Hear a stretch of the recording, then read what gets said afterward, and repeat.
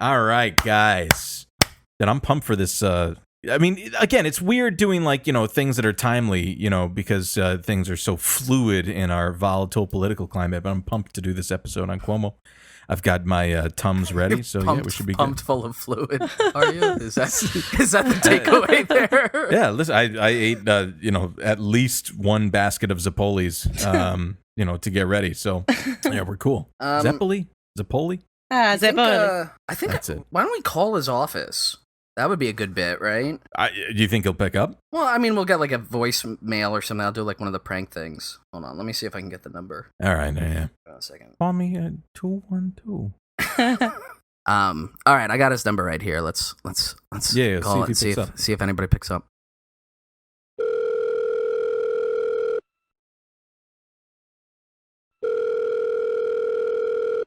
Governor's office. Is this Andrew Cuomo's office? This is Andrew Cuomo, former governor of New York. Now just Andy, or Tappan Zee, as some of my friends insist calling me. Governor Cuomo. I mean, you're on the air right now. Why are you? I am. Why are you picking up your own phone at your office? If you haven't been paying attention, a lot of my staffers have abandoned me, left me high and dry, or low and moist, as the case may be. Oh boy. So, Mr. Governor, if I may, I mean, you're a despicable man. you are resigning in disgrace, as you ought to be. Well, odd as it may seem, we have something in common. We're both perceived as monsters, where you are a well-respected monster, and I am, to date, not. Wow. That was sorry, Governor Cuomo. This is Dwight here. It's a little weird. I mean, don't you think you're resigning? Don't you think what you did was wrong? I think what I did offended a number of women. Did I think it was wrong while I was doing it? I do not. The way I was brought up, humor was meant to be a little off color. It's absolutely disgusting the way I was raised. I'm from a different culture, a different generation. You might know them as Italians. And where a female staff person might cringe from something, I embrace it. The axiom is, you flush it, I flaunt it. Wow. Governor Cuomo, were you perchance raised in a sewer underneath the good city of New York? I wasn't born in the sewer, you know. I come from New York, like you, and like you, I want some respect, a recognition of my basic humanity. Simple stuff the good people of New York take for granted. That's it must have been tough growing up in Bayside. Do you have any plans to return? I mean, after you've vacate the governor's mansion? I think a time will come for me to ascend. Right now, I have to oust my incoming replacement, Kathy Hochul, or Kitty, as we called her in the office. Wow. Does your plan for a political return involve umbrellas and an entire carnival to attack the city? The way I see, the time has come to punish all of New York's children, first, second, and third born. Why be biased? Male and female. Hell, the sexes are equal, with their erogenous zones blown sky high.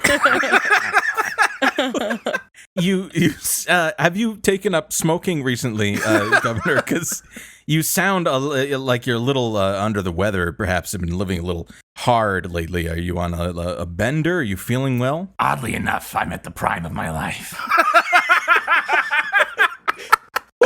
A tremendous weight has been lifted. I have all the time that I've found. I've taken up raising aquatic birds.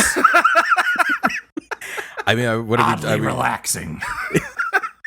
Are we talking? Are we ducks, geese, or perhaps egrets? Think bigger. Swans. All right, so loons are out, so I guess larger birds. I don't know. I mean, there might be something interesting I'll take a look into. Perhaps this is going to be part of a larger sort of conservational role that you'll be taking. Is that what you're saying with, It's a bird that communicates sexually through the exchanges of stones, which means a bonding for life, and nobody balks at it or says it's inappropriate. It's a culture as old as time. This presumably is maybe, amorous lessons that you could have used in your relationship with your longtime girlfriend, Sandra Lee. I don't know if that's something that you're using to kind of reconnect with her. I passed many a rock to Sandy. But I didn't pass the buck on Superstorm Sandy. And I think that's what's important to remember.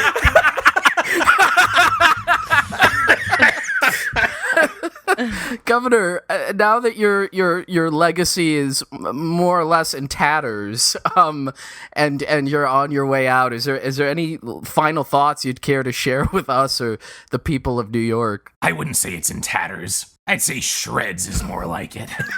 Is that it? But the way I see it could be worse. My nose could be gushing blood.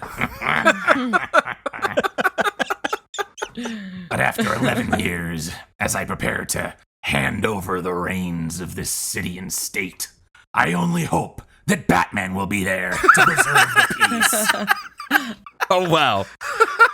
Yeah, I didn't realize that he lived in this, this universe of canon, but I suppose, there are a lot of through lines between New York City and Gotham. Are you going to be dedicating your post governorship to tracking down and fighting the Batman? We all know where he is. Times Square. We don't know which one is the real one. Now when I was a young boy, about the age of 5, my teachers taught me I could be the greatest man alive. They told me I could change the world, be whatever I wanted to be. There was no one in the world like me. Every one of us was so unique. I'd not be an average man. No, sir, I'd be no average man. So I have those big dreams. Welcome back, everyone, to Eat the Rich. This is a show about our political economy, late-stage capitalism, and the millionaires, billionaires, and multinational corporations hell-bent on staving off its death rattle. I'm Dwight, and today we have with us Shane. Hello. And we've got Carrie. Hello.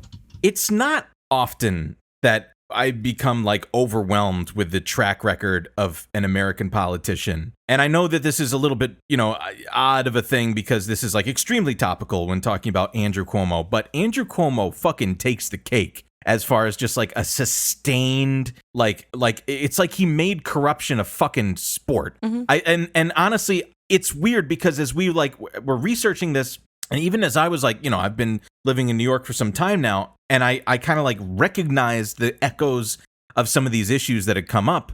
And yet it's just when I actually learn about it, it's fucking mind-blowing how this guy was able to operate for such a long time and in such high halls of power. It's holy shit. So again, a little interesting that we're doing this in a time frame where this is a fluid situation. I mean, the guy, presumably by the time we release this, the guy is in his last 2 weeks of office, which to me is fucking fishy as shit. It's not like they need to replace him as a fucking analyst to use Excel or some shit. He's a governor. Yeah, right, he could step down immediately. He could step down immediately. Yeah. That's the reason we have lieutenant governors. Yeah. Is to have a seamless transition of power or whatever. Right. But anyway, we thought it would be a timely time to put out an episode on him. If for nothing else, just to do a post-mortem or something. I don't even know a way to express it. But the guy has some interesting background, and especially coming from a dynastic political family, there's some skeletons in the closet, to say the least. So Shane, let me turn it over to you. What's his origin? What happened here? So in talking about Cuomo, I figured it made sense to at least a little bit cover, the family as a whole, and more specifically his father, Mario Cuomo, who obviously was the governor of New York for a number of years, and ended up being the father of this political, well-connected dynasty, right? Then the son kind of took up the mantle, and then as well you have Chris, and their three daughters, Margaret, Maria, and Madeline, who are all also like kind of well-connected in various levels of the government and the law and what have you. But just to start off talking a little bit about Mario, so he was born in 1932 to Italian-born parents. Hey. A child of immigrants. He was born in Queens, and he was a minor league baseball player. Oh, really? When he was younger. Yeah, but after he graduated high school, but then eventually he went to law school, he became a lawyer. He would like later talk about baseball a lot. He was like a sportsy guy, and he made baseball analogies. At one point he had said like the best way to die is like going in on home plate, What does that mean? Like, like if you're gonna die, go out with a bang or whatever. Okay. I guess was the metaphor. But again, it's sort of lost if you don't understand baseball, which I can't claim to do. But after doing that, he goes to law school. He becomes a lawyer. Interestingly, this I just found was a fun fact, given inevitably where we're at now. In the late 1960s, the way that Cuomo first became kind of like a public figure as a lawyer is he represented this case that were called the Corona Fighting 69. And it was a group of 69 Stop, Shane.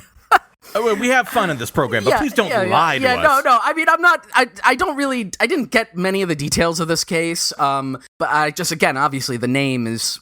That's not tangential to what later happened. But the Corona Fighting 69 were a group of 69 homeowners from Queens, the neighborhood of Corona, and they were threatened with displacement by the city's plan to build a new high school. So he was like fighting for them, I guess, to like stop the building of a new high school.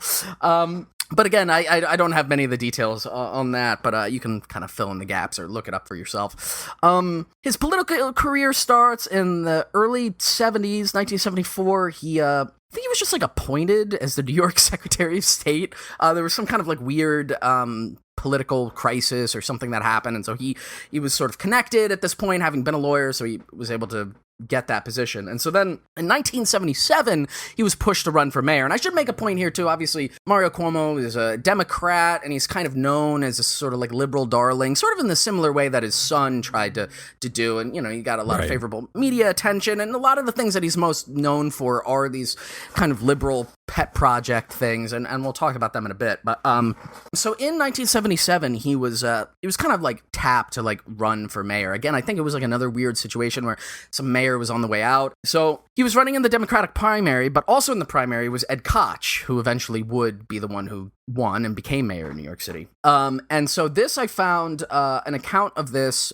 This came from an article about Ed Koch. It was like a thing that was written after he died in 2013, I believe. I'm talking about his relationship with Cuomo all the way back to the that primary. So, quote, "To the rumors about his sexuality, his standard answer was that it was no one's business but his own. Placards sprouted in the 1977 mayoral campaign saying, quote, 'Vote for Cuomo, not the homo.' Oh, Mr. Koch did not Fucked respond up. at the time, but 12 years later in his book, His Eminence and Hisoner, he recalled, quote, 'When I first saw those posters, I cringed, and I wondered how I would be able to bear it.' Although Mr. Cuomo always disclaimed responsibility for the posters, Mr. Koch never forgave him, as he made clear with a pointedly disparaging reference to Mr. Cuomo in a recorded interview with the Times that was not to be made public until Mr. Koch's death." End quote from the Jesus article.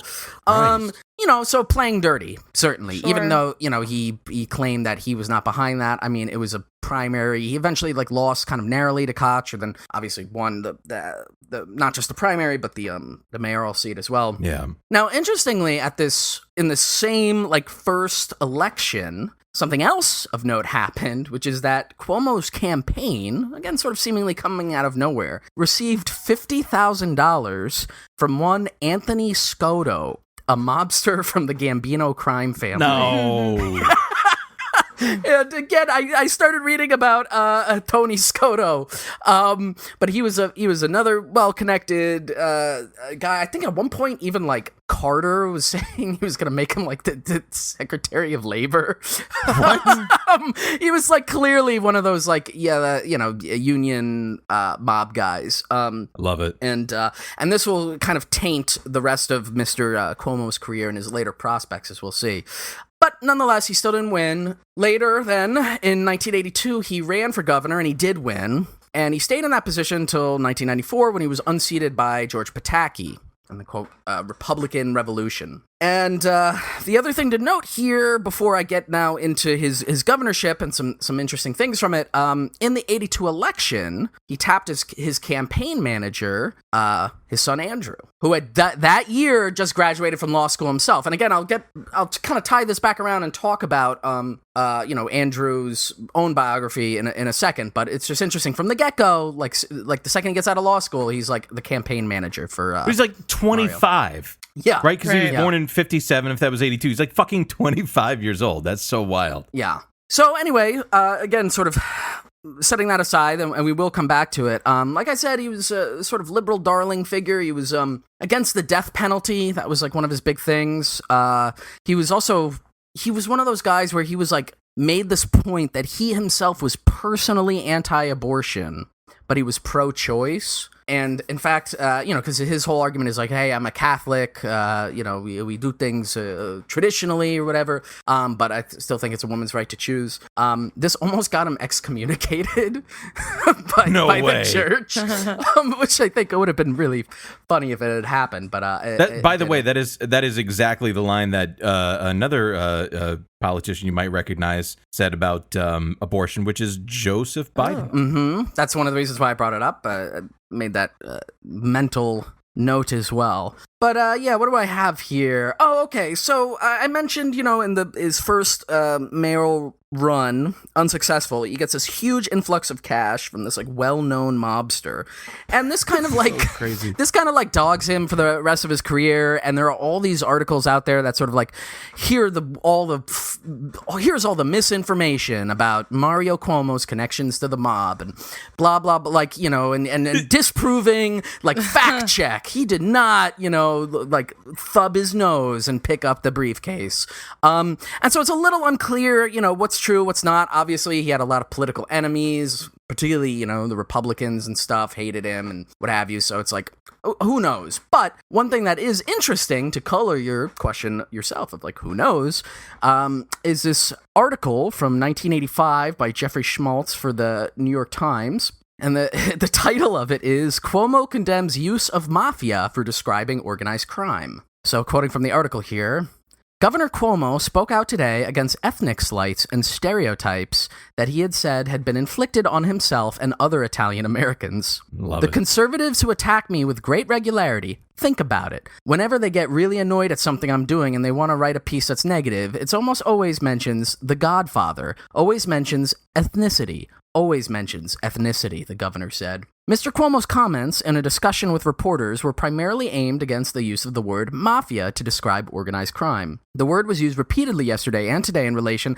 to the slaying on Monday of Paul Castellano, the reputed organized crime leader. The governor wound up speaking for 45 minutes, describing what he sees as an overall stereotyping of Italian Americans. Quote, as I have gotten older, this has become more significant to me, Mr. Cuomo said. He said the word mafia was, quote, an Italian word, and every time you say it, you suggest to people that organized crime is Italian. It's an ugly stereotype. I've lived with this notion all my life, he added later. I'm sorry, isn't that literally what Tony Soprano said? Just wait. Go ahead. Just wait. Here's where it really gets good. Mr. Cuomo asked if other ethnic groups, such as blacks, Jews, Russian immigrants, could not also be linked to organized crime. Oh my God. Quote, why don't you go to Rikers Island, conclude that 94% of them are black, and think up a name that would create an association in people's minds, he said. Oh, dear. At times, Mr. Cuomo indicated that the mafia was only one element of organized crime. But at one point, the governor said, quote, you're telling me the mafia is an organization, and I'm telling you that it's a load of baloney. Told that Rudolph Giuliani, the United States Attorney for the Southern District of New York, used the term mafia, Mr. Cuomo said, quote, "You can call him up today and say the governor of the state of New York is surprised that he would use the word mafia to describe organized crime." Reached by telephone at his Manhattan office, Mr. Giuliani said there was indeed a group known as the mafia that organizes itself around the fact that it is Italian or Italian-American. "You can't go so far as to suggest the mafia doesn't exist," he said. He said he agreed with the governor that the term mafia should not be applied to all organized crime, and he noted that there were crime groups of Chinese, Israelis, Cubans, and others. In the discussion today, Mr. Cuomo said that President-elect Jimmy Carter had offered him various positions, but that he had said, quote, "I don't want anything, Mr. President. The one thing I would love to see is an Italian as Attorney General." He said such an assignment was one way to reduce the ethnic group's mafia stereotype. Oh my God. Late today, fearful of how the governor's comments might be interpreted, the administration sought to clarify them. Officials said that the 94% figure for blacks on Rikers Island was, quote, "just picked at random as a number." Oh my God. And the Jesus governor Christ. himself said he wanted to make clear that, quote, "Italian Americans share the same problem of stereotyping with Jews and Poles and blacks and Irish," end quote. For sure. Yeah. Yowzers. Yeah, so just to give you a There's little a color lot of, like, in there. of, you know, what was on his mind, there absolutely is no such thing as the mafia. Don't you dare say it. Yes, one time in the 70s, I received a huge influx of cash from a mobster, but that has never happened for the rest of my life, yada, yada. That sounds like what somebody who's like in the mafia would say. Right. Yeah, quite literally. I don't mean to imply somebody who's, like, anything, but deeply well connected, kind of thing. And also like in what he's saying, it's like this is often something that happens with conservatives, which is like they point out like a true injustice. But their conclusions are like completely fucking wrong. Like there could be some like important class or like your racial analysis in there, and yet what he's saying is like, well, actually, you know, I mean, the real problem here is against Italians, right? And again, too, he like brings up a deeply racially stereotype, like as he's trying to say, like, he's don't being paint all racist. of my people as criminals. He's doing that to another group. In any case, the other thing that he's kind of known for on a national stage is in 1984 at the Democratic Convention, he challenged Reagan's view of America. He did this big speech. Again, the same sort of like kind of liberal milquetoast social reform program, whatever.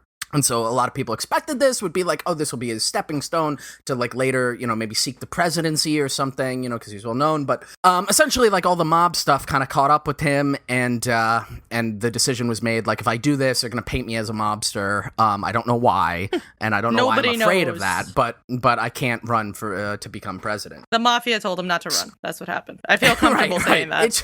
Interestingly, there was another thing where like and I barely looked at this because it wasn't the focus of the episode, but it was just a curious brain bug. But he like went to Sicily in the 90s, and there was purportedly an actual mafia plot to kill him. What? Really? Yeah.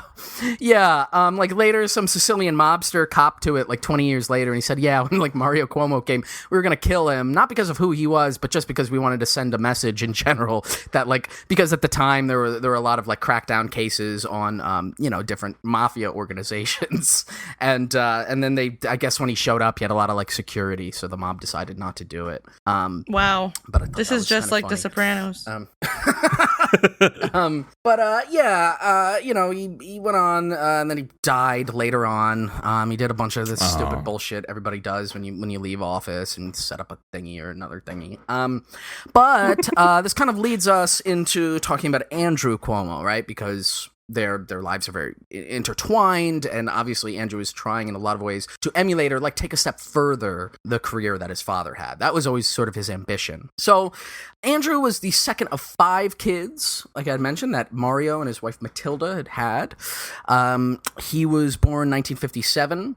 He followed his dad's path into college and then law school, and he graduated in 1982, and his first job, as I'd mentioned, right after that happened, was working on his father's campaign. And so to color some of that, another piece by the New York Times by Shane Goldmacher, actually published this year, in March called The Imperious Rise and Accelerating Fall of Andrew Cuomo, that kind of gives some biographical details, but mostly talks about what we'll be talking about for the rest of this program.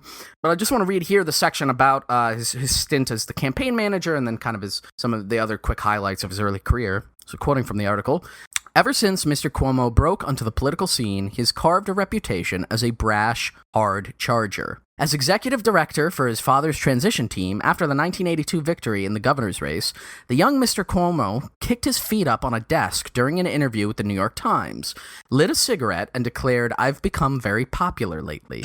Norman Adler, a senior aide on that 1982 campaign, said the current stories of an abusive culture in the younger Mr. Cuomo's office today rang familiar. Quote, 'Left to his devices, that would have been the atmosphere during the Mario Cuomo campaign,' Mr. Adler said. Bullying, yelling, putting people down. He was like, the path was muddy, so he took your coat so he wouldn't get his boots dirty.' Jesus. During Mario Cuomo's governorship, his son was known as the enforcer. Quote, 'Mario got to be the nice guy, and when it was time for someone not to be the nice guy, it was Andrew's job,' said Assemblyman Richard N. Gottfried, a Democrat who served for 50 years. He was very good at it. Mr. Cuomo would join an American political dynasty in 1990, marrying Kerry Kennedy. The union was deemed Cuomo-lot. Oh, shoot me in my face. He rose in national politics, becoming housing secretary in President Bill Clinton's second term. In 2002, Mr. Cuomo sought to avenge his father's loss 8 years earlier to George Pataki, a Republican. But Mr. Cuomo never made it that far, withdrawing from a Democratic primary he was losing.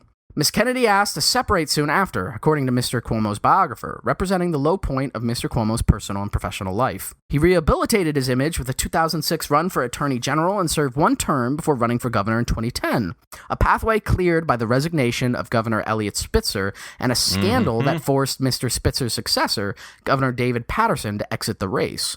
Then it was Mr. Cuomo doing the investigating. Now he is the one being investigated." Unquote.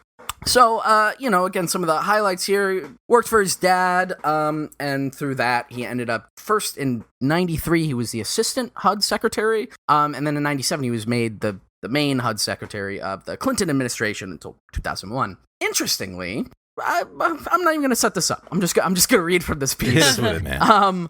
This is by Phil Fairbanks from 2010. The name of the article is Cuomo's HUD Career Under Scrutiny. Questions persist over department's possible role in subprime mortgage meltdown. What? Andrew Cuomo promised to, quote, transform the lives of millions of families across our country, when as HUD secretary, he announced his historic plan to increase home ownership.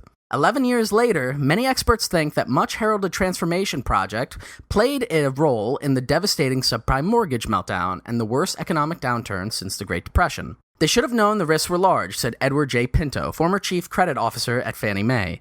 Cuomo was pushing mortgage bankers to make loans and basically saying you have to offer a loan to everybody. Pinto argues that Cuomo, now running for governor of New York, helped create the framework for the subprime crisis by pushing unrealistic and irresponsible affordable housing goals as head of the U.S. Department of Housing and Urban Development. He was a contributor in terms of him being a cheerleader, but I don't think we can pin too much blame on him. Dean Baker, co-director of the Center for Economic and Policy Research, said of Cuomo's role in the subprime crisis. Baker sees Cuomo as a contributor because he advocated a philosophy that almost everyone should be able to own a home, and yet he thinks others, most notably mortgage lenders and brokers, were the real culprits.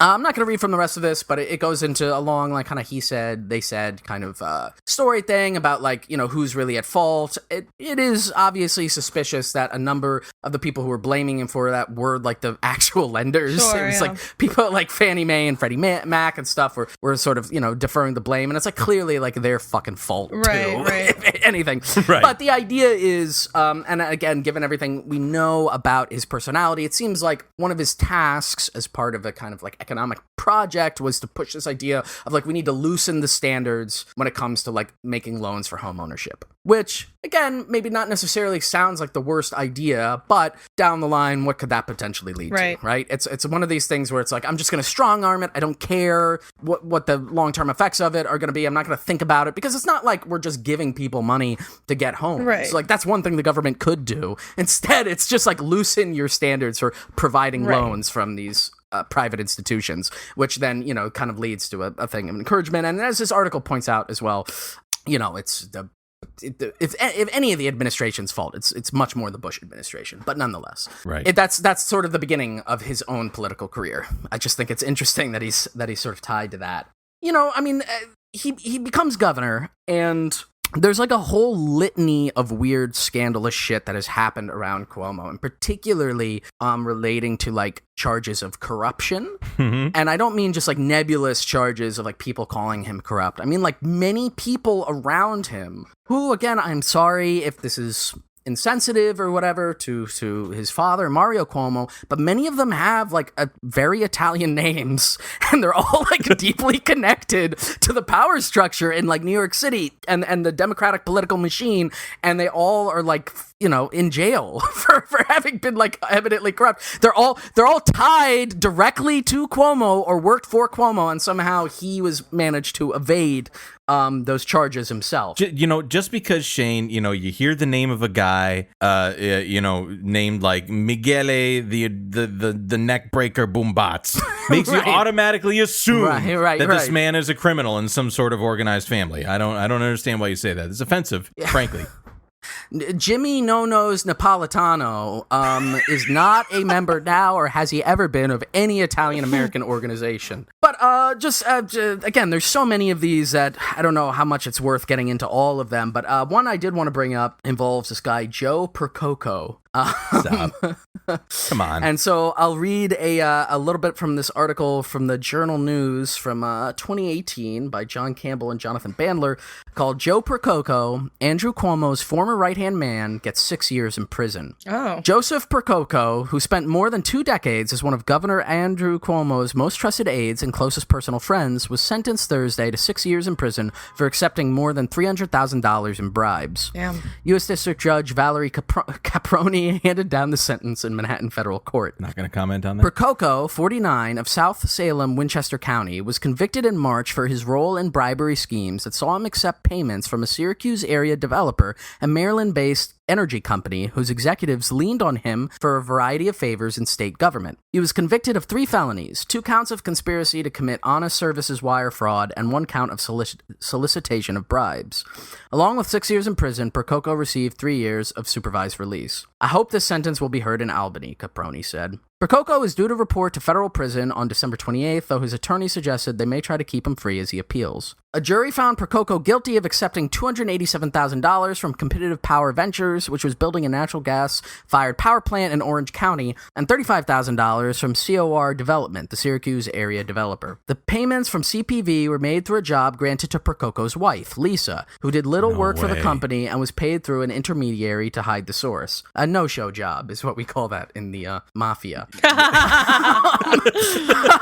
Joe Percoco then helped push for a power purchasing agreement and emissions reciprocity deal worth millions to CPV, as well as reversing a decision that would have inflated COR's labor costs on a Syracuse project and approving a raise for the son of COR executive Stephen Aelio, who is then working for Cuomo. The elder Aelio was also convicted and will be sentenced at a later date, while CPV's Peter Galbraith Kelly agreed to a plea deal after jurors deadlock on the charges against him. Percoco's attorneys have been pushing for a more lenient prison sentence of less than 2 years, highlighting letters that Caproni received from Percoco supporters that pointed to him as a hardworking man of truth. Oh, please. He was not a, quote, bad man who did bad things, as many criminals are, Percoco's attorney Barry Borer said. It's the same thing that the fucking Mario Cuomo said. He's like, well, we're not real criminals. I mean, we're not at Rikers. There are good people whose lives are marked by honor and decency for the most part who step over the line. The U.S. Attorney's Office for New York Southern District, which led the prosecution, argued Percoco should get a prison sentence substantially longer than the 5-year sentence recommended by the court's Probation and Pretrial Services Office. Percoco got his start on then-Governor Mario Cuomo's campaign in the early 1990s, before following Andrew Cuomo, Mario's son, to Washington when he became federal housing secretary under President Bill Clinton. He managed Cuomo's successful campaigns for governor and, for much of Cuomo's first 2 terms, was his executive deputy secretary, a title that undersold the power and status he held as the governor's enforcer and member of his inner circle. Percoco was particularly close to the Cuomo family. When Andrew Cuomo delivered the eulogy at Mario Cuomo's 2015 funeral, he called Percoco, quote, his father's 3rd son. Jesus. During a Democratic primary debate last month, Cuomo called Percoco's conviction a, quote, painful situation and a personally difficult situation for his family. Oh, poor baby. In a statement Thursday, Cuomo said Percoco is paying the price for violating the public trust. And it should serve as a warning to anyone who fails to uphold his or her oath as a public servant, Cuomo said. On a personal level, the human tragedy for Joe's young children and family is a very sad consequence. End quote. There's a bunch more here. That's more details of the case.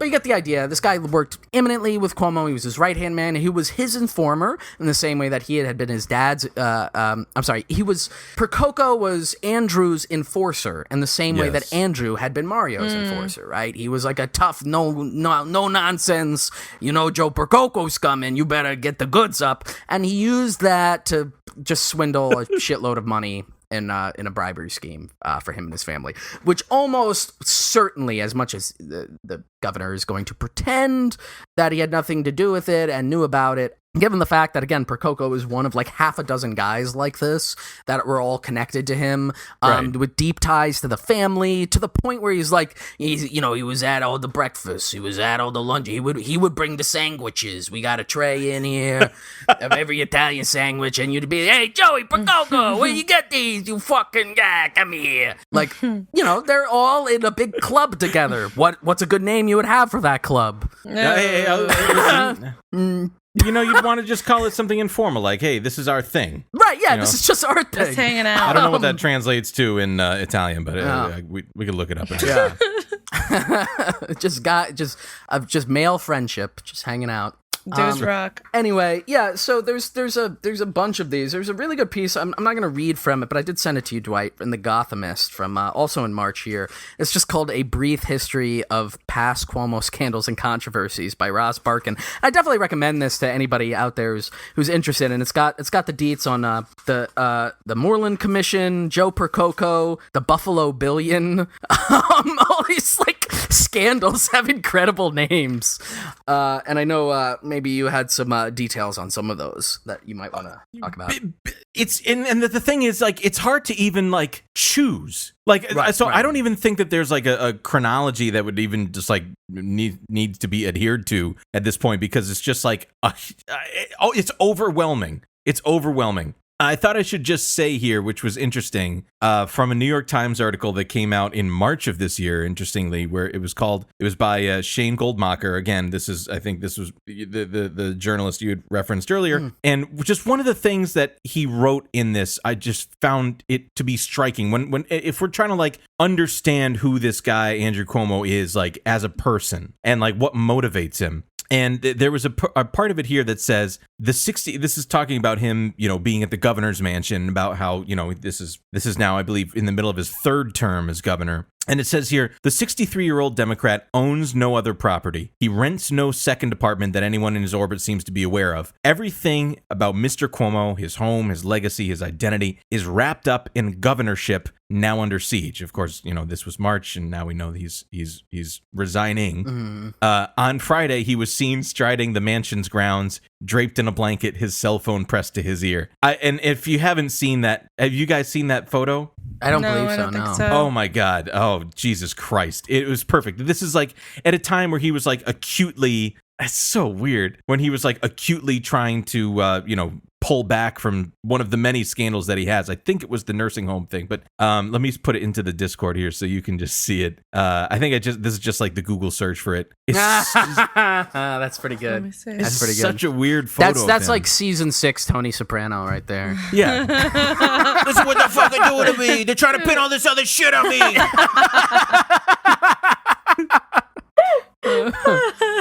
So just kind of going through this again, there's like a lot of weird things about Andrew Cuomo. Is the way he talks about things. It's like he's so deft at saying dumb shit. And one of the first things from early in his governorship was in 2008 when he was commenting on, this was January 2008, so this was in the throes leading up to the primaries for the Democratic primary, of course, coming off of the Bush administration. Who was it going to be? It was, was it John McCain was the, ended up being the nominee, or who was going to be the nominee for the Democrats? And again, in kind of peeling back the veil of maybe, internal opinions on race that he or his father may have had, I thought that this was a little bit telling, wherein he was talking about Hillary Clinton. Of course, he was a supporter of Hillary Clinton's because she was, at the time, the senator from New York. And it says here, this is a 2008 article from CNN, where it says Andrew Cuomo is a supporter of Hillary Clinton. It says, during last week's debate in New Hampshire, Hillary Clinton took some heat from rival Barack Obama by essentially saying words that don't mean much without action. He responded to words that do have meaning.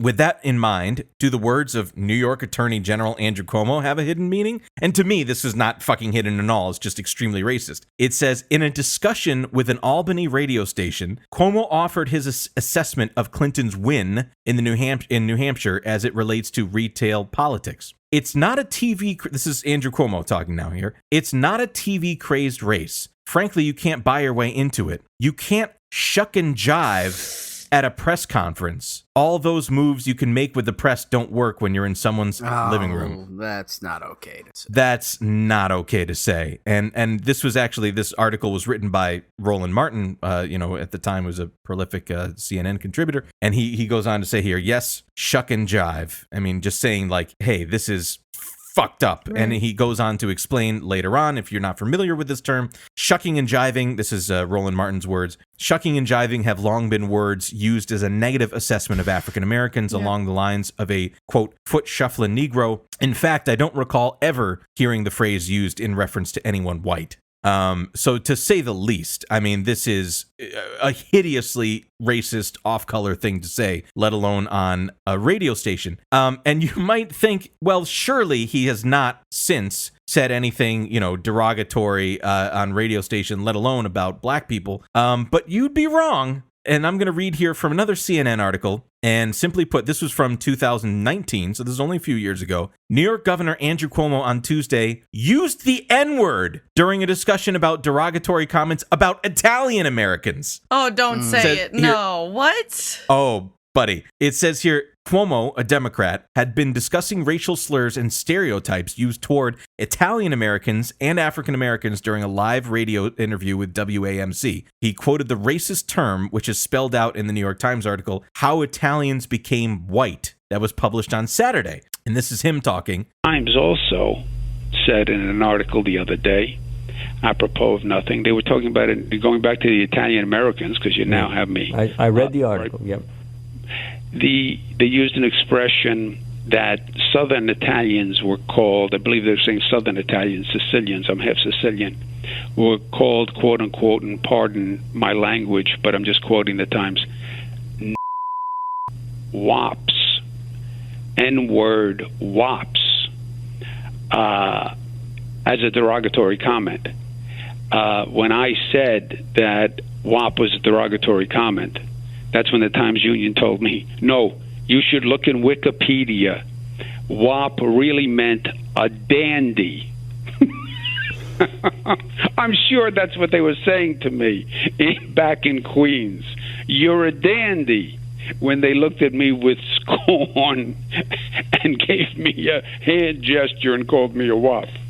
So that's the New York Times. If I can also just quickly jump in there, Dwight. I mean, again, we're not really gonna have the time to talk about Chris Cuomo, but then later, fucking just talk about it now because it's really exactly quickly, related. Chris Cuomo, of course, anchor CNN in fucking 2019 was like he was outside the studio or something, and somebody he was at a party in Shelter Island. Okay, there you go. And then somebody was like a Trump supporter called him Fredo, and he had like a fucking meltdown where he was like, that word is like deeply offensive to me. It's like, and to my people, it's like, it's as bad as saying the N-word. Yeah. It's not. Calling Italians Fredos. No, the fact that you have to say N-word instead of actually saying that should maybe clue you into maybe some of the cultural gravity. First of all, and as I also want to say too, as somebody who grew up in New York, with a lot of Italians, many of them my friends. Yes. I have many friends who happen to be Italian. Yeah. Nobody has ever said Fredo. Sure. Ever. No. Ever. Not fucking once have I ever heard that as a term. If somebody said it, they probably said it in some really stupid, jokey way.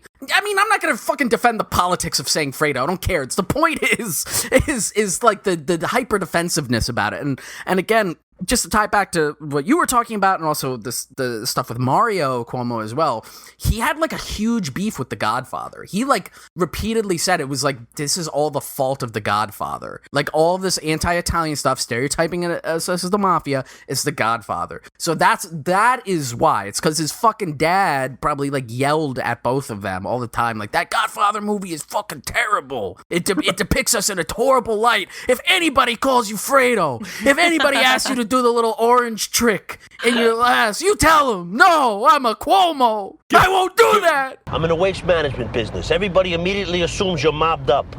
It's a stereotype, and it's offensive. Yeah. It's literally just that. It's a deeply, deeply pathological defensiveness. And Chris Cuomo was eventually interviewed about it, and he said, he is quoted as saying, "It ain't the way that I wanted it. I can handle things. I'm smart. Not like anybody says. I'm smart and I want respect." And then he went fishing with somebody. I don't know how the rest of it ended. Anyway, so it's a ridiculous proposition, and clearly, like, there's a through line. Like, now that like Mario and Andrew and Luigi, Chris Cuomo and Luigi. Look at this headline, please. Please look at this headline. Yeah, oh, Jesus Christ. So to the I mean, again, you know, the conservatives often have you know, valid critiques, but like poor solutions to them and shit like that. To the listener, the headline reads, Curtis Sliva demands, this is the Republican presumptive Republican nominee for mayor in this coming cycle, Curtis Sliva demands CNN fire Andrew's wartime consigliere Chris Fredo Cuomo. Go off. Only a mook would say this. You can't call me a mook. So I don't even remember. So anyway, again, you know, if we're just talking about through lines for in the family of like how they view race relations, specifically how they view you know, black people, it's not generous to say the least. Yes, yeah. You know, if you know, I think Chris Cuomo, you know, it doesn't get followed around a grocery store because he's being suspect of stealing because he's Italian. You know what I'm saying? Like, it's just so insane that he's you know, in his, how old is he? In his 50s or something like that? Right. That he's got come this far, and he's like, you know what? I'm actually discriminated against. Right. I have a mansion in Southampton, and I'm discriminated against. Yes. Yeah. Absurd. It's totally absurd. So, you know, in interest of time, I just want to kind of go through a few of the things that I found like during the course of his career as governor, because it seems like he spliced in just an enormous amount of corruption in an extremely small amount of time. And one of the things that frankly affected me personally is his handling of the MTA, the Metropolitan Transit Authority.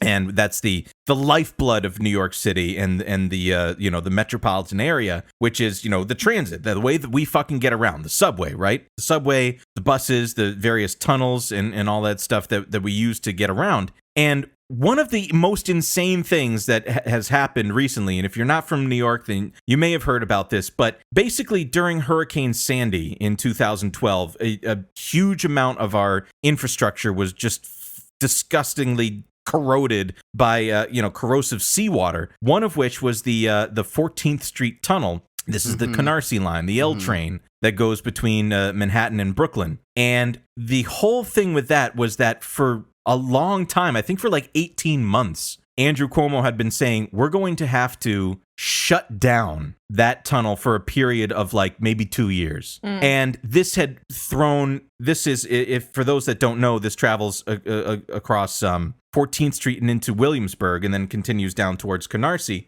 through Brooklyn. But this is the first stop in Bedford Avenue in Williamsburg. And now Williamsburg over the last like 10 years had this enormous, huge, like, you know, it was the fucking hipster thing. And now it's just like what West 4th Street was like 15 years ago. It's become its own parody of itself. It's got a freaking Whole Foods and an Apple store and all that stuff. Of course, it's Williamsburg, for those that grew up in New York City, it just blows your mind seeing it, you know, what has happened there.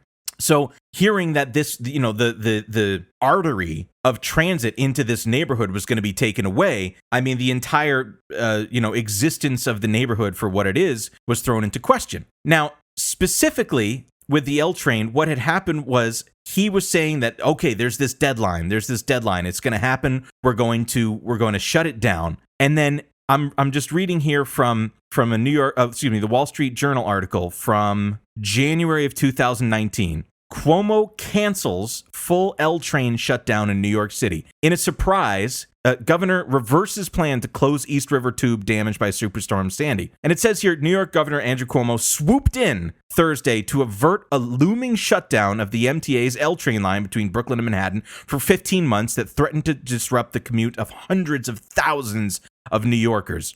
The shutdown, which had been scheduled for years to address repairs to the East River Tunnel, was set to begin in April and had already forced MTA executives, New York City officials, and subway riders to prepare alternate travel plans. And this is where you start to, like, you have to read between the lines and realize the corruption that's occurring here. But during a news conference at his Midtown Manhattan office, Mr. Cuomo surprised subway riders when he said a team of engineering professors he hired pro bono had come up with a plan that will avoid a complete shutdown. He completely just fabricated it and just decided, like, in a despotic way, that all of a sudden that this no longer has to happen. Obviously, you know, much to the sigh of relief of the hundreds of thousands of working people that need to go between Manhattan and Brooklyn via this train line. I remember at the time I had a friend who's a realtor and said that a negotiation that he'd been in the middle of went up by $50,000 that afternoon. Jesus. As a result of that press conference. It threw it in complete disarray.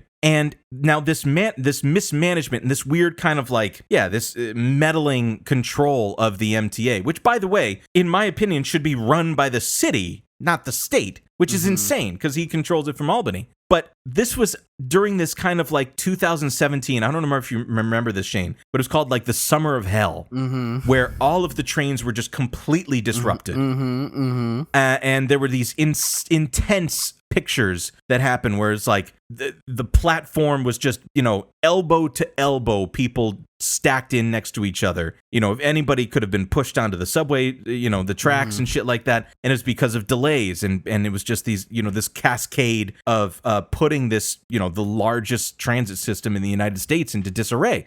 And there was an interesting article that I read from 2017 from the New York Times by Brian Rosenthal, Emma Fitzsimmons, and Michael LaForgia called How Politics and Bad Decisions Starved New York City's Subways. And it's like, what the so this is interesting. So what's going on here? After a drumbeat of transit disasters this year, it became impossible to ignore the failures of the New York City subway system. As an example, a rush hour train, Q train, careened off the rails in southern Brooklyn. A track fire on the A line in Upper Manhattan sent 9 riders to the hospital. A crowded F train stalled in a downtown tunnel, leaving hundreds in the dark without air conditioning for nearly an hour. Do you remember that, Shane? That was the videos from that terrifying. It says, as the heat of packed together bodies fogged the windows, passengers beat on the walls and clawed at the doors in a scene from a real life horror story. I remember seeing that and feeling like, fuck, that fucking, you'd have to go into therapy for the rest. Like that's a fucking nightmare scenario. In June, after another derailment injured 34 people, Governor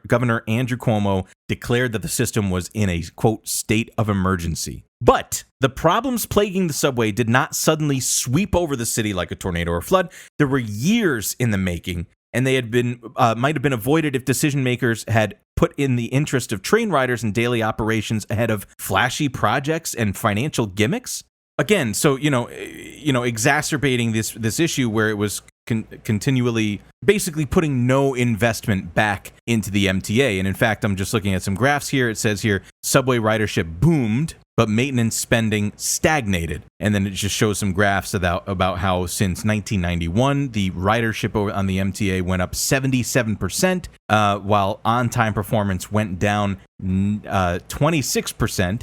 and maintenance spending dipped. It went down 20%. Not even close to reinvesting, in what we need out of public infrastructure. And then it said here, they saddled the MTA with debt and engineered a deal with creditors that brought in quick cash, but locked the authority into paying $5 billion in interest that it otherwise never would have had to pay. In one particularly egregious example, Mr. Cuomo's administration forced the MTA to send $5 million to bail out 3 state-run ski resorts that were struggling after a warm winter. Again, the fact that the state, and the governor has say over the city's, budget for the transit is insane. That's like insane to me that they sent $5 million to fucking outside of the city. You know what I mean?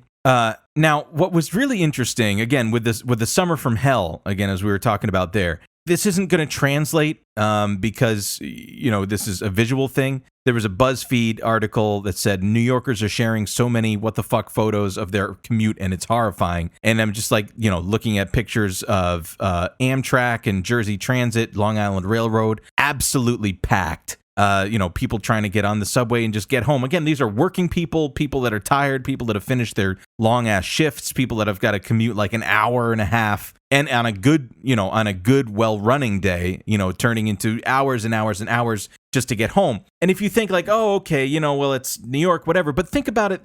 I think about like a woman who's going to pick up their kid from childcare. What is a childcare facility going to do for like 2 hours while they're stuck in between subway stations because there's delays? Like this, there's some far-reaching implications for this. That is just, if it's harming anybody, it's harming the working class of the city. Sure. Now, as a result of all of this insane shit, the city, MTA, hired a relatively famous, in the industry, transit czar, basically. A guy by the name of Andy Byford, a British person who was hired basically to come rescue the MTA and come in after the state of emergency. It was so clear that he was completely neutered by Andrew Cuomo for God knows what reason. And I'm just reading here from a January 23rd, 2020 article saying Byford enjoyed 2 successful years with MTA, but reportedly grew frustrated over clashes with Governor Cuomo. Says the city's charismatic subway chief, the man credited with engineering a subway service revival, has abruptly called it quits, ending a 2-year run marked by clashes with the governor and repeated threats to resign. It says, as he indicated in his resignation letter, Byford quit because he resented having his job scaled back as part of the MTA's reorganization plan. He also clashed repeatedly with Governor Cuomo and repeatedly threatened to resign. Last October, and I remember this happening, he walked back a resignation letter in which he voiced frustration with the governor's role at the MTA. It reads, "This is my life's ambition, to do this job, and I knew it would come with some challenges." It turns out, sources said, the major challenge was coping with the state's 800-pound gorilla as Cuomo pushed the agency to find the most up-to-date technology for fixing the system with the least amount of rider inconvenience.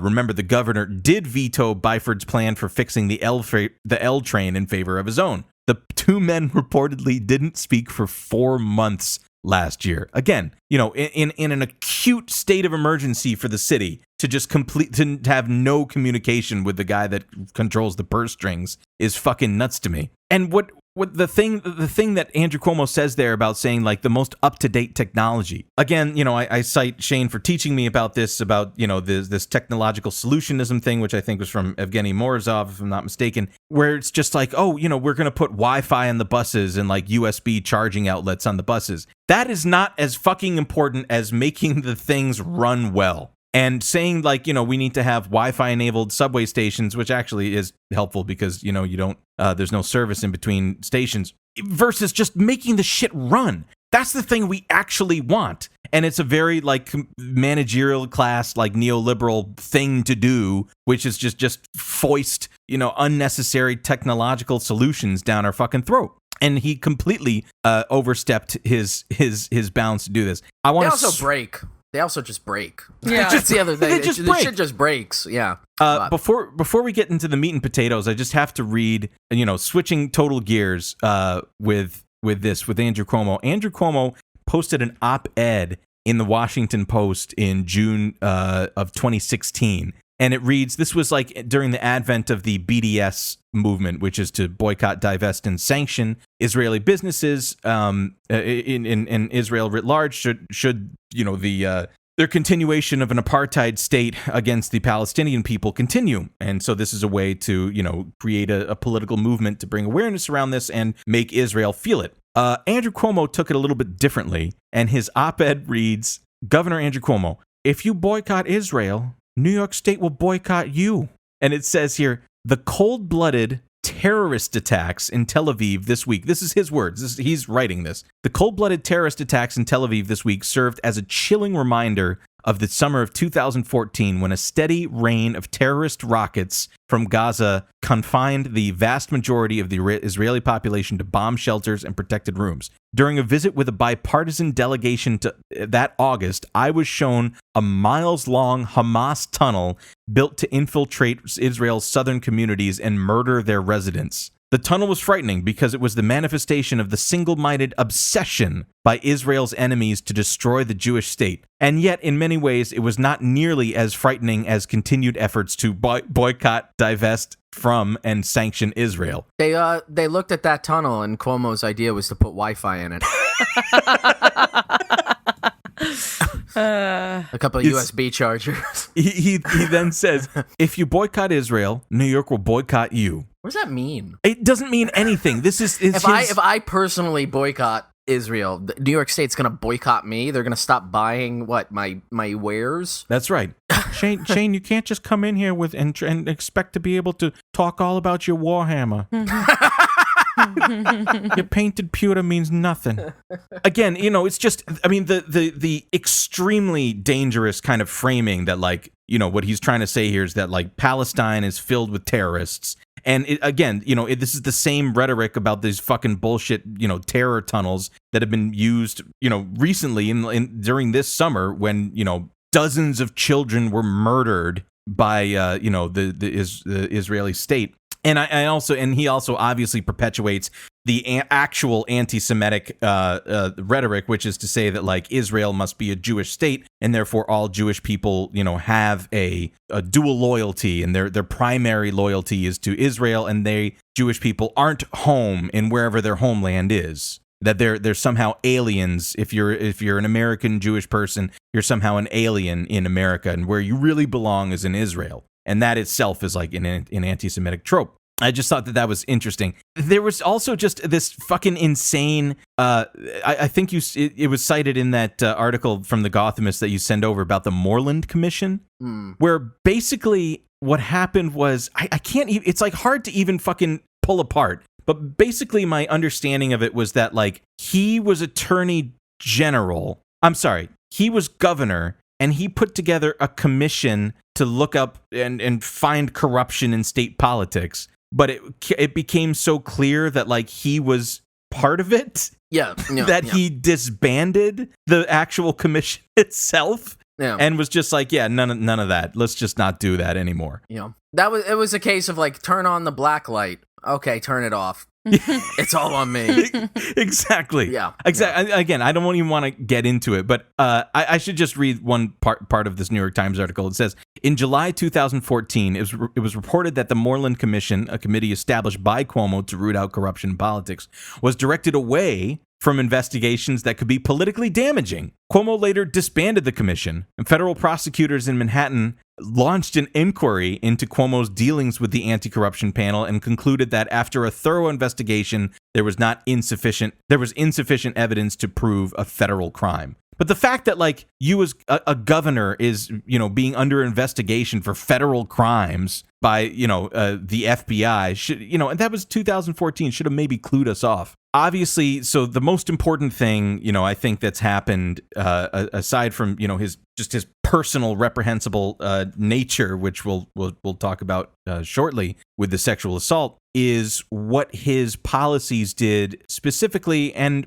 I'm not being hyperbolic when I say this, that directly caused the deaths of 6% of all nursing home residents in the state from COVID-19. That is true. That's what happened. So I'm just going to read here quickly from ProPublica article called Fire Through Dry Grass. Andrew Cuomo saw COVID-19's threat to nursing homes, then he risked adding to it. So it says here, on April 3rd, Stephanie Gilmore, a 34-year-old nurse working at the Diamond Hill Nursing Home in Troy, New York, was summoned to a supervisor's office. The home's administrator and nursing director were there to relay some distressing news. Gilmore said that they told her that a resident in the home had recently gone to the hospital where she tested positive for COVID-19. The resident was set to return to Diamond Hill, the facility, making her the first confirmed COVID-19 case at the 120-bed facility north of Albany. The risks to the home staff and other residents were obvious. The virus was ravaging nursing homes throughout the country. And now again,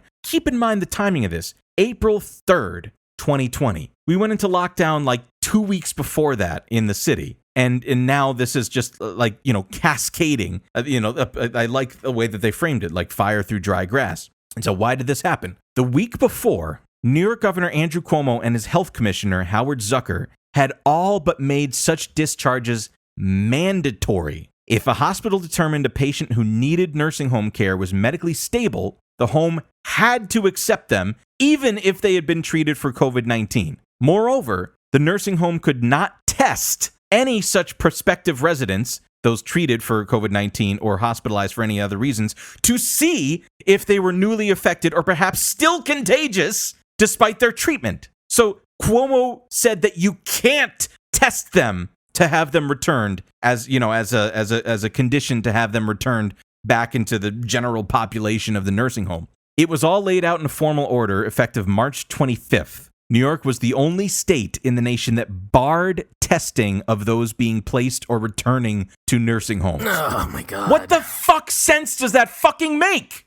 Now, in the weeks that followed the March 25th order, COVID-19 tore through New York State's nursing facilities, killing more than 6,000 people, about 6% of its more than 100,000 nursing home residents. In all, as many as 4,500 COVID-19 infected patients were sent to nursing homes across the state, according to a count conducted by the Associated Press. The state declined to say if it knew how many COVID-19 patients had been sent or returned to Diamond Hill. So again, what fucking sense would that make? To like what? I'm like trying to struggle to like think what potential harm they were even thought that they were avoiding by stopping facilities from testing people. Maybe they were just thinking like, we don't want to have them stay at the hospitals because this might get bad. But they're the fucking people that are the nursing home patients are the one that are the fucking vulnerable ones in the first place. So I'm looking at a timeline here, and it just shows here,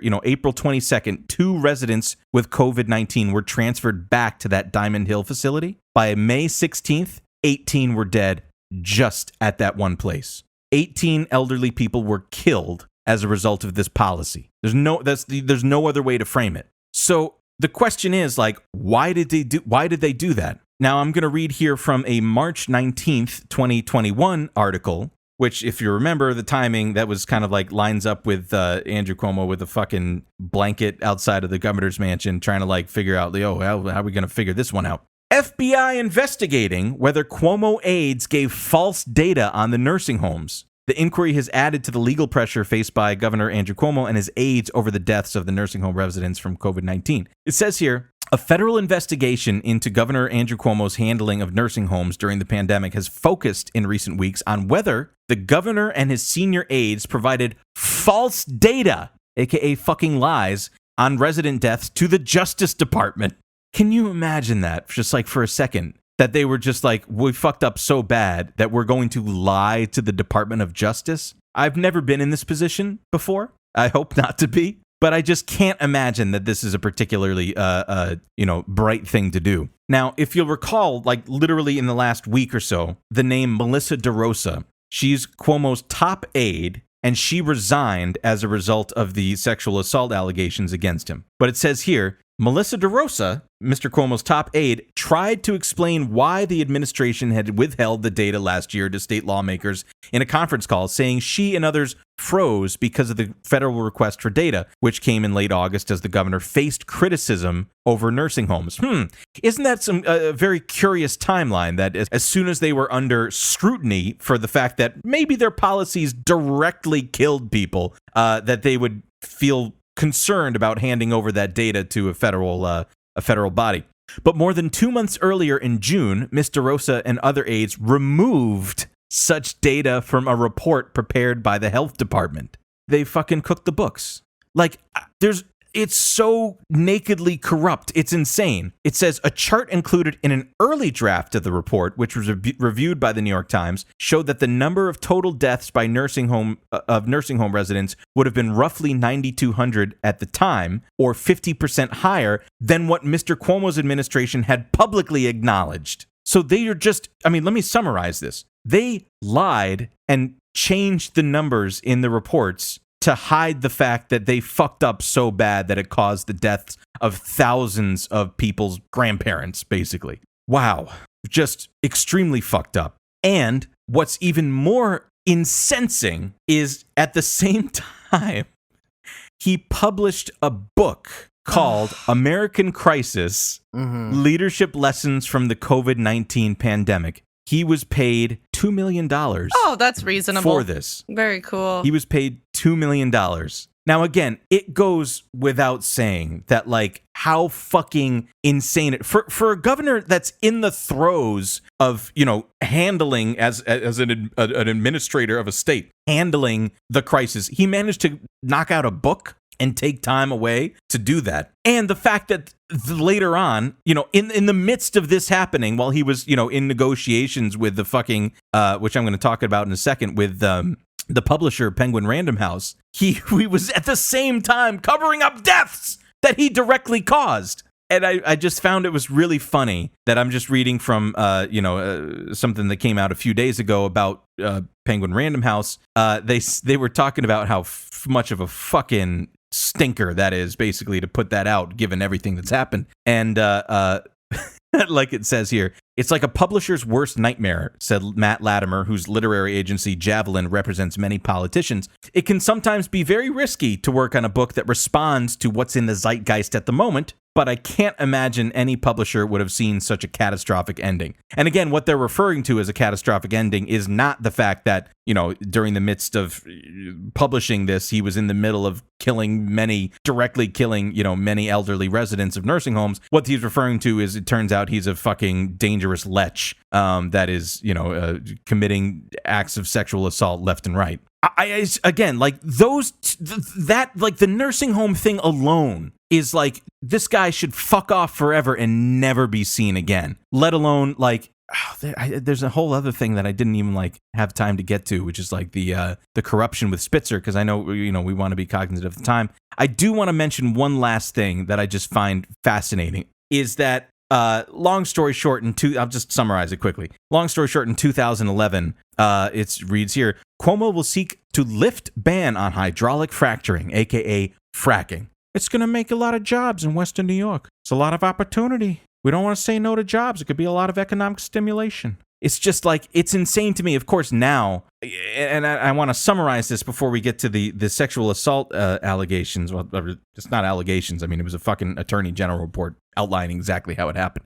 I just find it interesting with Andrew Cuomo, and if you guys will remember as well, the resurgent, the assertion of the term Cuomo-sexual, and it was this kind of dad avuncular feeling that oh, look at him handling his state and look how good he is at handling COVID-19. Again, do you guys fucking remember that they were that there was talk about hey, of course this is in the middle of the Democratic National Convention, and who's going to be the nominee and stuff. People were yeah, Biden might win the total delegates, but they might just put Cuomo in place and just to run him because he's so hot and he's so good at this time. And I just thought it was interesting that and again, there's a whole other litany of corruption with him and Elliot Spitzer and shit like that we could go through, but it's just like too much to even fucking get through. Okay, no, there's one last thing that we have to get through, which is the Amazon HQ2 deal. Basically, I'll summarize it very quickly.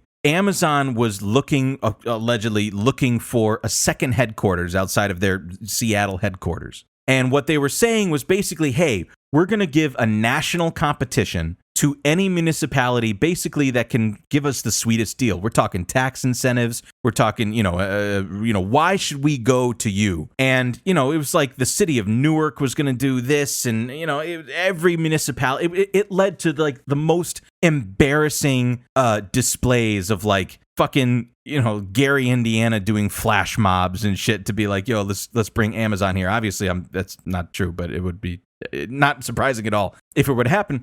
And I'm just reading here from a Curbed article here from 2019 called Amazon's HQ2 Deal with New York Explained. And it says here, after the decision was made public, Mayor Bill de Blasio and Governor Andrew Cuomo gathered with other city and state officials to gleefully announce that they had sealed the deal, which includes just shy of $3 billion in subsidies.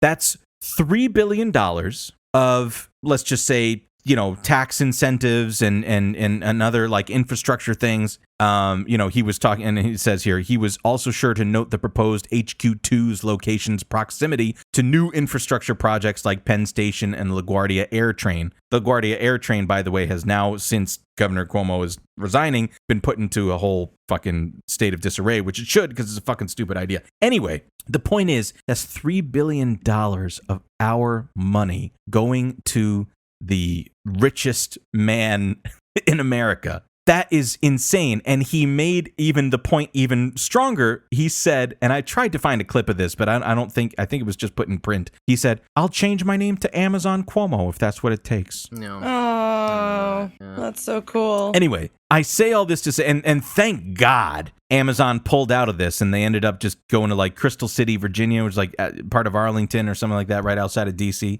And I remember being at a what's it called? Global Capitalism Economic Update Live. Richard Wolff, live lecture at the church in Washington Square South, and he said something like, this was happening at the time, and he said something like, and the bid is who's going to win, the HQ2 deal, and a guy in the audience said, and we lost. And it's true. Like, the framing was, yes, that New York did, quote, win the bid to come here. And eventually, because of pressure, and Alexandria Ocasio-Cortez was very instrumental in this, of putting pressure to say, like, hey, fuck off. Get the fuck out of our city. We're not giving you $3 billion of our money. And they ended up pulling out. And of course, Cuomo was like, this is ridiculous. Why did, blah, blah, blah. But ultimately, it saved us $3 billion and not giving any money to that fucking fuck.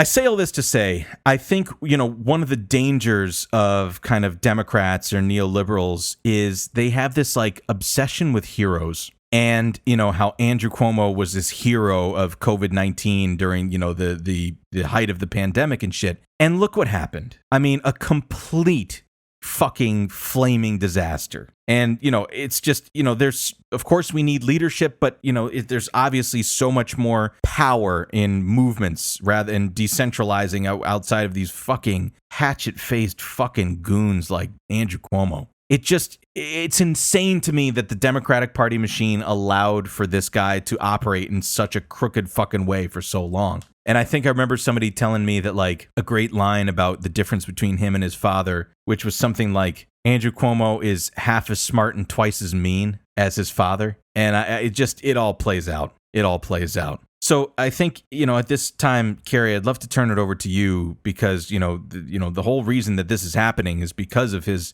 the disgusting history of sexual assault that he has, perpetrated on every woman in his orbit, it seems. Yeah. So I'd love to know, to take us away. Yeah. I mean, where to begin? All of this started back in December of 2020. when the first accuser, Lindsay Boylan, I believe she first made some tweets and then later made a Medium post kind of detailing everything that had happened to her while she worked for the Cuomo administration. She had worked under him from 2015 to 2018.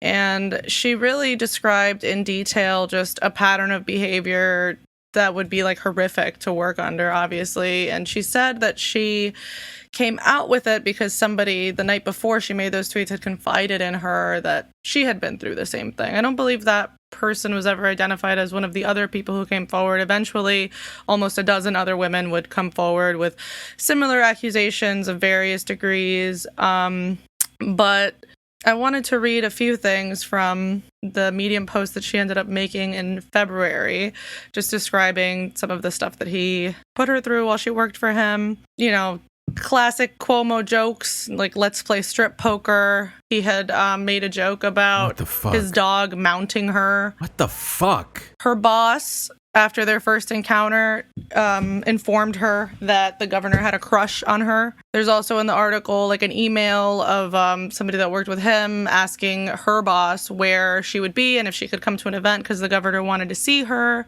Just to quote directly, Stephanie Benton, director of the governor's offices, told me in an email on December 14th, 2016, that the governor suggested I look up images of Lisa Shields, his rumored former girlfriend, because we could be sisters, and that I was, quote, the better-looking sister. The governor began calling me Lisa in front of colleagues. You know, it's so and weird. I think what that kind of highlights, and also the thing with like the boss being the one to say like, you know, he has a crush on you, and there's a few more things like that. Like there's people like his bodyguards would like called her from an unlisted number to like get her to come somewhere. Various people were like involved in like getting her into these situations and kind of like pushing her toward him. And it really just highlights like the network of people that he had around him enabling him, which like included women, as I'll get to later.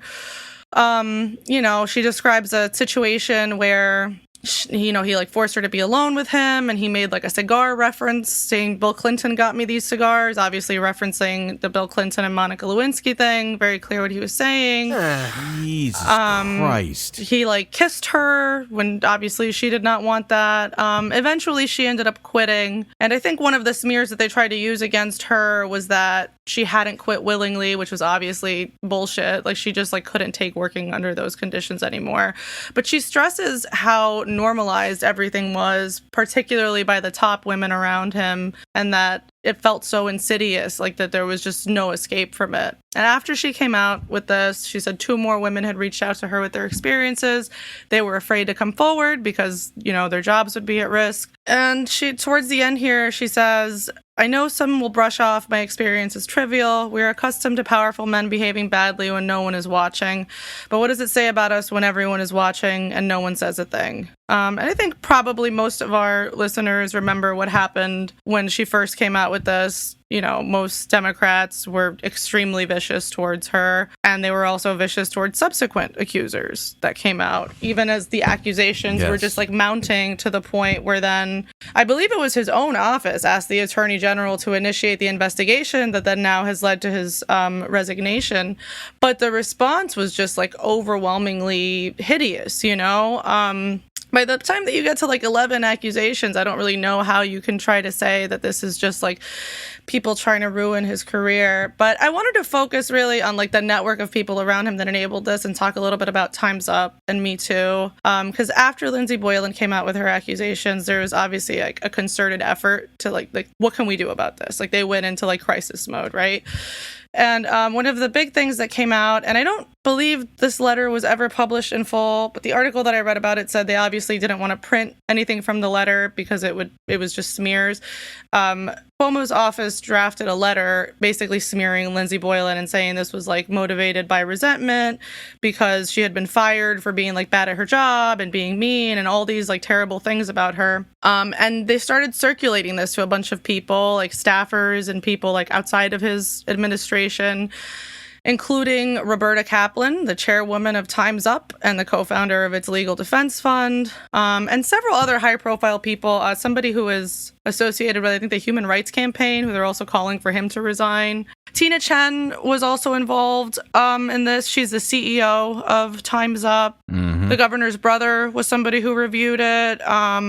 Alfonso David is the president of the Human Rights Campaign. That's the one that was involved there, that's the largest LGBTQ political lobbying organization in the country. And just like the willingness of all of these people at like high level positions in, progressive organizations to even be a part of this in any way, like to even like look at that. It's sickening, and it shows you like how deep this goes, right? The letter did not ever eventually come out. I don't know exactly why. Maybe enough people didn't agree to sign on to it, but I know there were quotes from people that worked at people that worked in his administration saying like, I felt like I had to sign it or whatever, because he wanted for women to sign it, basically. Right, of course. Saying like, this is true. And, it's really sick. And you wonder, like, did he try to do this? I mean, he probably did. He probably tried to do this to the other women that came forward. And in addition to that, there were a couple of the accusers that said that he had directly, threatened them with a kind of retaliation if he came forward. And I'll just read from the Wikipedia on this. It's just a couple of paragraphs. On March 9th, 2021, the Times Union of Albany reported an anonymous member of the governor's executive chamber staff had accused Cuomo of inappropriate touching. On March 11th, the same newspaper reported that she said Cuomo called her to his mansion, reached under her blouse, and fondled her. Cuomo denied the allegation. What the fuck?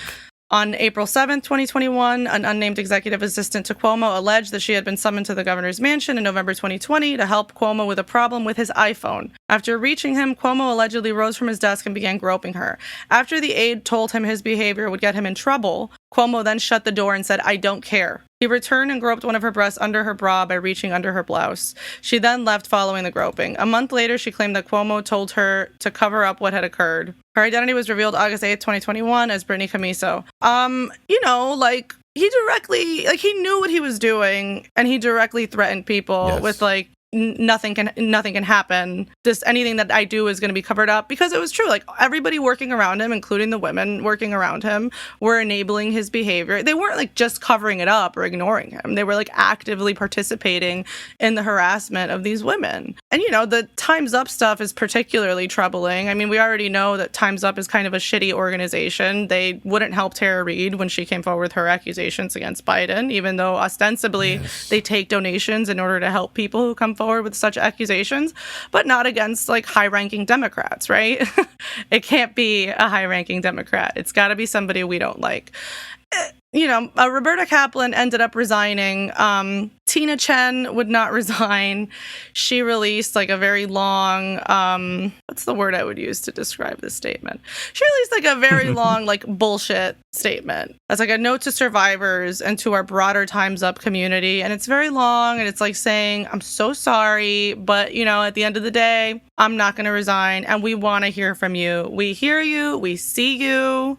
Even though like everybody's calling for her to resign, she's like, I totally get it. I'm not going to do that, but I'm here to listen to you. And I believe it was maybe 3 or 4 days ago, a group of survivors came together and put together a letter on Medium, an open letter saying enough is enough, an open letter from survivors to Time's Up and the National Women's Law Center, which is closely associated with Time's Up. I'll read like a couple of excerpts from that as well. Time's Up has prioritized its proximity to power over mission. And now that Time's Up's board members and staff's actions have come to light, you cannot rewrite history by signing open letters to the New York State Senate and Assembly calling on them to remove Governor Cuomo from office when you actively work to further his defense behind closed doors. Instead of helping survivors remain at the center of our own stories, we find out in the press that you were consulted by abusers to aid them in victim blaming and undermining our ability to come forward.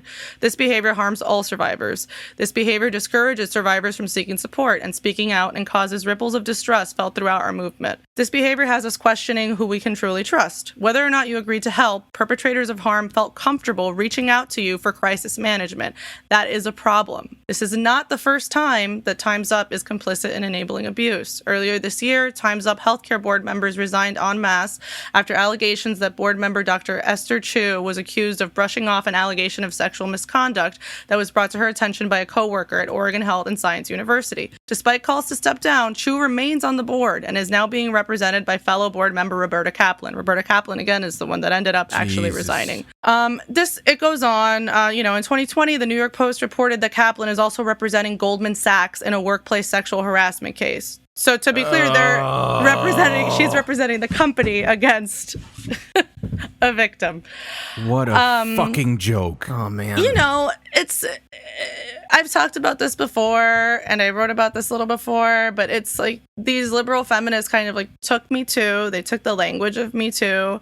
They built a brand around it. They like ran with it, and then they just like ran it into the ground. They threw it away as soon as it became inconvenient. It just became another like way to build this like network of people around them to get power and to just like do whatever they wanted to help their friends, basically. Like the reason Andrew Cuomo was going to these people was because he knew that they would help him. Even if the letter didn't end up coming out, like this open letter from Survivor says, he felt comfortable going to them. I mean, you can't just the idea that he would even go to this type of organization tells you like what people in his position think about it. I mean, freaking Roberta Kaplan is representing Goldman Sachs in a sexual harassment case. How is that not a conflict of interest? But yeah, it's disheartening. I mean, obviously now we know that he's resigned. This was written before he resigned, obviously, and we know he resigned because of that report that came out that basically confirmed that everything was true, that he is a serial sexual harasser. Yes. And you know what? Even after that, there's still liberals saying this is not true. Like this did not happen. He's just Italian. Like literally. Which is an insane thing to say, by the way, about Italian people. It's insane. The rare Italian defense. The rare Italian defense. Yeah. There was that like weird like slideshow. Oh my god. That he had his like staffer put together. That was so surreal. Like, here's pictures of me kissing and hugging all kinds of people. My mom. Young people. Older people, friends, strangers. Wasn't there a picture of him like hugging Bill Clinton too? Like there were pictures of him hugging various politicians. It's like that's not what you're being accused of doing. Nobody cares if you like hug your mom or your daughters or Bill Clinton. Like you're like groping people and creating a hostile work environment for probably dozens, if not hundreds of women that have worked under you over the years. Like if a dozen women came forward, there's probably many more that still haven't because they're still afraid to, and they have reason to be. Definitely. Because again, this network of people really mostly remains in place. All the people in Cuomo's administration, all the people like outside of the administration that have enabled this, like they're mostly still in their positions. Why wouldn't you be worried if you're somebody who works adjacent to those people? It reminds me of like that insanely low effort rebuttal that the Biden campaign put out when he was running in the primary of the accusation against him. Because there's like YouTube compilations of him doing things that is so obviously line crossing in the way that he's touching literally underage, like children. Like children at the waist, just below the breast and stuff. It's like all on camera for like decades. And somebody on his campaign took a video of him sitting somewhere, literally like in portrait mode on their iPhone, and like put it out. And he's like, I like to hold people and grab them and say, you're gonna do it. You're gonna go far. It's just like it's so low effort and insane, and it's so clearly just like look at the actual terrifying things that they're doing, and this is like so obviously a bullshit distraction. I mean, I think the reason that like Biden defends those types of actions and Cuomo defends those types of actions as just being normal is because they are normal, right? Like everybody around them was watching them do this, and it just kept happening. Like nobody stopped it, nobody said anything. It is completely normalized for these guys to just get away with doing whatever to women. That's not good. That sucks, but that is the case. And that's not going to change as long as you have people like Roberta Kaplan and Tina Chen, kind of quote unquote in charge of the movement to stop this. They're not, the people enabling this are not going to be the ones that stop it, right? Right. I don't know where to go with this now. I'm just like fucking pissed off. I just like hate liberal feminists. Yes. And it's also like, I mean, again, this like is the thing that I've been thinking about all week, which is like, this is just ridiculous to have heroes like this. Yes. You know, where we would like put all our eggs in one basket of this one guy. And it fucking Andrew Cuomo, of all people, this hatchet-faced fucking goon, to say that like this is the guy that we need to we need to get behind. And you're right. And to this day, and I mean, again, I don't know how much like astroturfing happens on Twitter. I assume a lot. You know, where it's just it's just like, you know, in defense of an individual or whatever, and it's, you know, all these fucking Alice 124789111 or whatever, that's like this may be something, but has anybody investigated Donald Trump? Right. Just countless of those. And the big thing that they were saying also when the accusations first came out, like, isn't the timing a little convenient? Yep. They said that every single fucking time. It's like, no, it's not convenient. Look at all the nasty shit that people are saying about these women because they came forward. It's never convenient. It sucks for them. It's really the idea that they would do it out of like some political motivation that then like, and to then be the target of this really powerful man that then is going to try to ruin their lives is just like insane. And these people really believe that, I think. I'm sure some of it is like astroturfing or whatever, but I think a lot of them really believe it. They're just like brainwashed to think like our guys can't be bad. It's the other guys that are bad only. I mean, we've talked about this on the show when we've kind of, I think on some of the Patreon episodes or something, when we were just talking about Andrew Cuomo in general, right? Like that one of the bizarre things, certainly for me, about him being lauded as this whatever liberal darling hero figure is specifically in like as a counter to Trump. Like, oh, you know, when like Trump, you know, while Trump was president, here's a real leader. This is like a guy who's like really like taking care of business. When it's like in almost every single way, they're similar. Like they're both like from Queens, literally both from Bayside. Literally both from Bayside. They both like have the same weird, antiquated New York tough guy shtick. Both serial sexual harassers and assaulters. Both like, you know, have a reputation for being like, well, he's kind of an asshole, but he gets the job done. That's New York, baby. And falling back on that defense, and so it's like there's no principle at stake in the quest of like highlighting one as heroic and the other is not, right? It's purely just like a team-based exercise of like, this is my guy, this is your guy.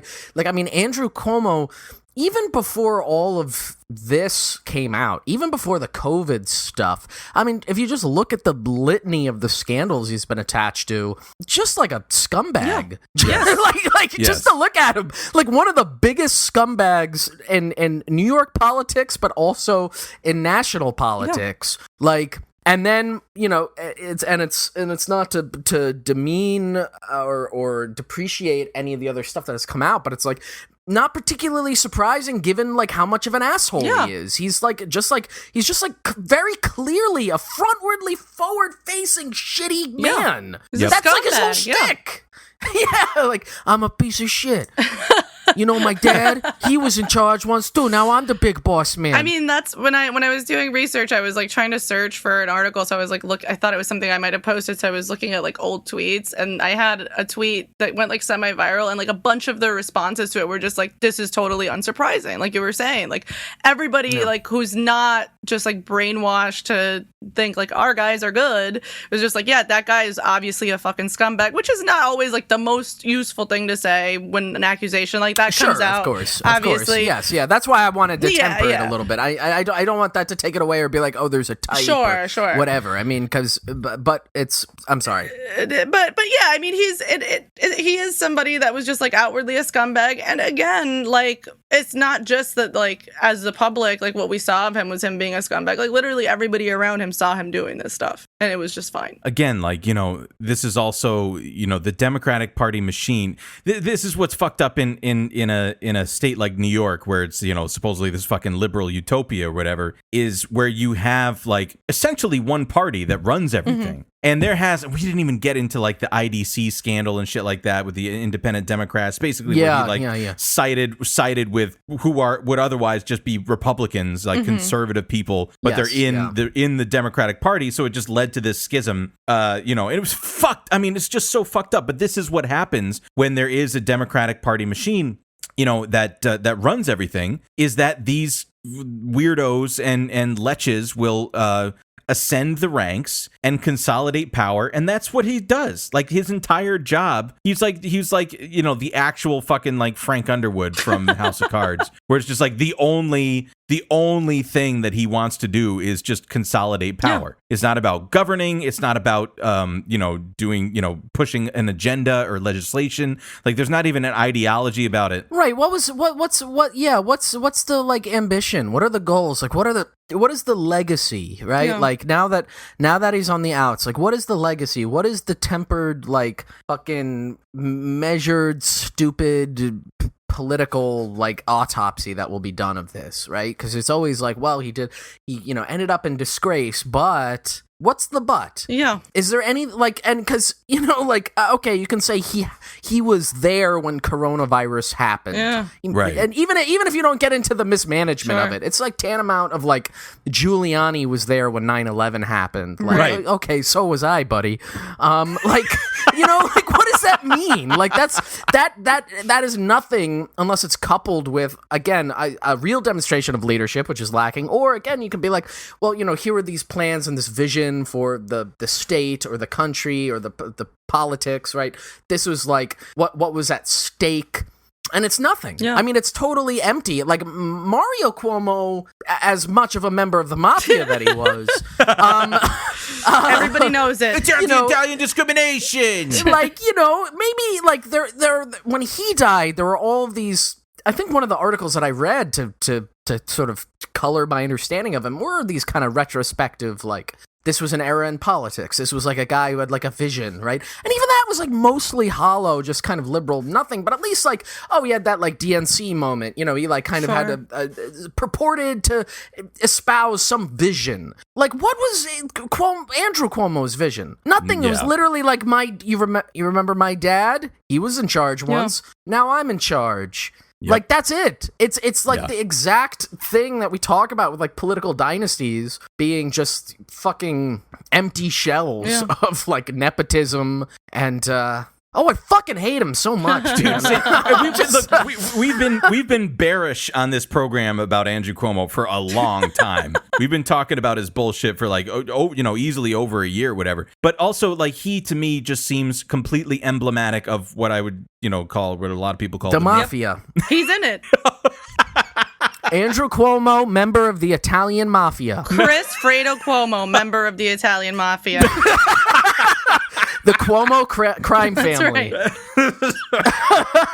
Like, I would call him emblematic of the managerial class.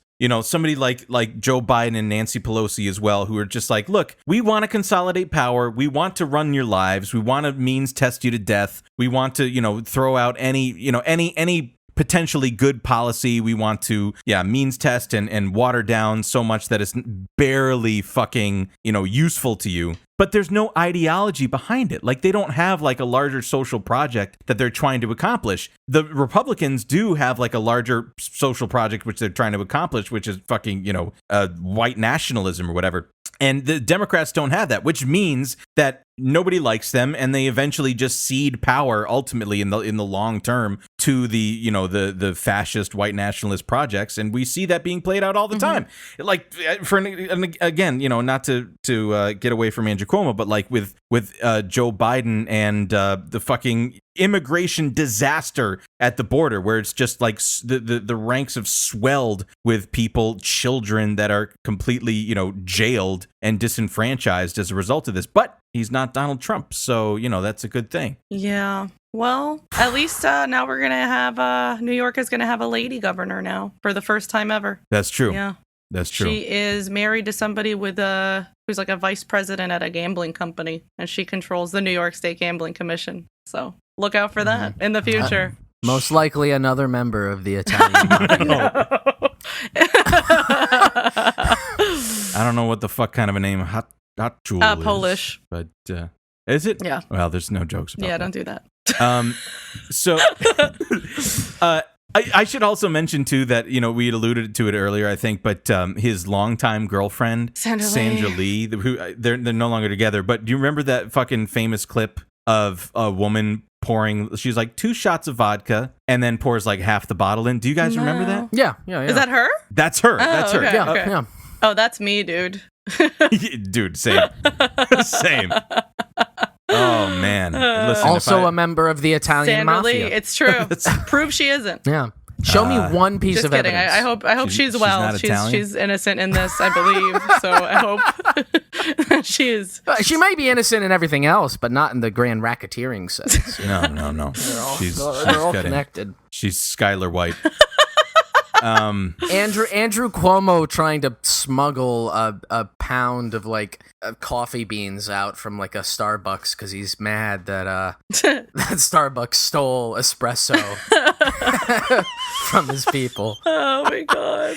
Yeah, it's and also I should just mention too, like theoretically these are like criminal acts against women, right? Like No, shouldn't they this- are criminal Yeah. acts. Do you know what I'm saying? I mean, Like, Is there going to be a fucking indictment of this guy? Like what the fuck? That's what I don't understand. Like, because the AG report came out, right, and then he resigned, so they suspended the impeachment. Are they gonna pursue criminal charges? Is sexual harassment criminal in the state of New York? I didn't look into that. Maybe it is. Maybe it's not. I'm not a lawyer, but I'm going to say yeah. Cuomo outside, wrapped in his blanket, on his phone, like ankle deep in a heavy snowfall, conferring with Chris Cuomo, and then he sees through the trees the FBI is coming, and he drops his phone and his gun in the snow and starts fleeing across. Runs through the Pine Barrens. The field. Yeah. I guess that Also, I was gonna say a criminal Sorry, go ahead. investigation is underway in Albany, and more Yes. are possible. So fingers crossed. Good.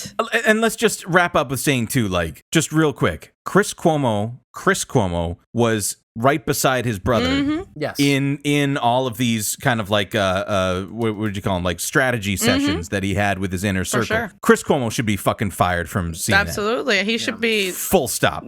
So anyway, again, Cuomo crime family. This is what a fucking disaster. Andrew Cuomo in one of the nursing homes that he covered up the COVID deaths about, declining into dementia, talking about Chris Cuomo being like, yeah, he never had the makings of a varsity athlete. Jesus Christ. Oh, Lord. All right. I hate this man so much. Let's stop it here before I fucking... I mean, if anything, I just Wake need... up this morning, got yourself a gun. Should we close with that? Yeah. You gotta get both the Cuomo sons. All right, folks. Until next time, all go to hell. all Cuomos are bastards. Yeah, reply with what you think should happen to the Cuomos. Don't forget to comment down below. And that's all. God, I'm sweating. Thank you for Okay, listening. goodbye, everybody. Goodbye. Stay cool. Get out Stay of cool. my Stay house. stay cool. Please stay cool. It's very hot. Goodbye. Woke up this morning, got yourself a gun. Your mama always said you'd be the chosen one. She said you're one in a million. You got to burn the shine. But you were born under a bad sign with a blue moon in your eye. And you woke up this morning, and all that love had gone. Your papa never told you about right and wrong. But you're looking good, baby. I believe that you're feeling fine. Shake my body, born under a bad sign with a blue moon in your eyes. So sing it now. Woke up this morning, got a blue moon in your eyes. Listen, you woke up this morning, the world turned upside down. Lord, about things ain't been the same since the blues walked in our town. But you one in a million, 'cause you got that shotgun shine. Shake my body, born under a bad sign with a blue moon in your eyes.